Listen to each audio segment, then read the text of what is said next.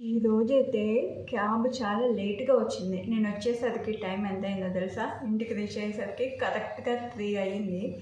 So నేను కొన్ని work చేశాను వచ్చాక. సో అది షూట్ చేయడం కుదరలేదన్నమాట. అందుకే డైరెక్ట్గా ఇలా మాట్లాడుతున్నా. సో అందరూ ఎలా ఉన్నారు అనేది నాతో కామెంట్ సెక్షన్లో చెప్పడం మర్చిపోకండి.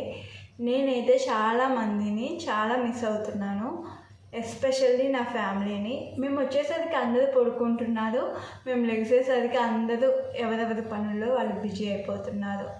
అలాగే నైట్ షిఫ్ట్ కానీ ఈవినింగ్ షిఫ్ట్ కానీ చేసే వాళ్ళ పొజిషన్ అయితే మ్యాక్స్ ఇలాగే ఉండిద్దండి. ఎందుకంటే చాలామంది అనుకుంటారు మార్నింగ్ మొత్తం ఖాళీనే కదా, టైం ఇవ్వచ్చు కదా అని చెప్పి. సో నేను చెప్తాను, స్పెషల్ నన్నే తీసుకోండి. ఈరోజు ఎగ్జాంపుల్గా నేను 3కి వచ్చా. నేను మొత్తం చిన్న పనులు చేసుకునేసరికి, ఇంట్లో పనులు చేసుకునేసరికి ఎంత అయింది? 4:30 అయింది. నేను పడుకునేసరికి 5:30. నేను పడుకున్న 1 అవర్కి ఇంట్లో వాళ్ళందరూ లెగుస్తారు. సో నేను ఆఫ్టర్నూన్కి కొద్దిగా ముందు లెగుస్తా. అప్పుడు నాకేమైద్ది, ఆఫీస్ టైం అయిద్దనే బిజదా మళ్ళీ రెడీ అయ్యి వెళ్ళిపోతా.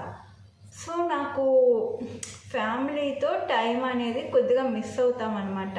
కానీ మాకు వచ్చే సాటిస్ఫాక్షన్ ఏంటంటారా?